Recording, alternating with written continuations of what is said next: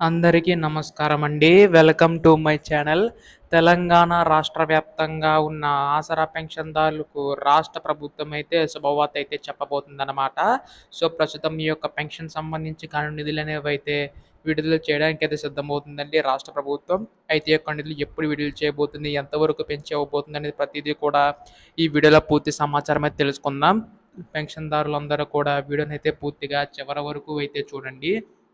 అంతకంటే ముందు కొత్తగా ఎవరైనా మన ఛానల్‌ని చూసినట్లయితే దయచేసి వెంటనే ఛానల్ అయితే సబ్స్క్రైబ్ చేసుకోండి. దీని ద్వారా నేను పెట్టే ప్రతి చిన్న లేటెస్ట్ అప్డేట్ కూడా మీకైతే ముందుగా తెలుస్తది.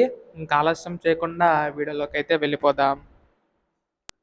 సో, ప్రస్తుత ఆసరా పెన్షన్ సంబంధించి చూసుకున్నట్లయితే రాష్ట్ర ప్రభుత్వం అయితే శుభవార్త అయితే చెప్పబోతుందండి.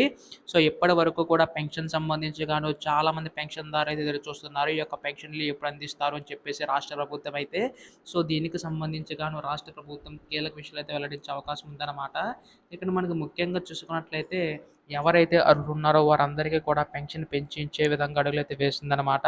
ఇక్కడ ప్రస్తుతం మనకి ఇక్కడ చూసుకున్నట్లయితే ఎవరైతే రూ. 2000 తీసుకుంటున్నారో సో, వారికి రూ. 4000 కింద, అలాగే మనకి ఇక్కడ చూసుకున్నట్లయితే తర్వాత దివ్యాంగుల పెన్షన్ సంబంధించి రూ. 3000 తీసుకుంటున్న వారికి రూ. 6000 వరకు కింద రాష్ట్ర ప్రభుత్వం పెంచి ఇచ్చేందుకైతే సిద్ధమవుతుందండి.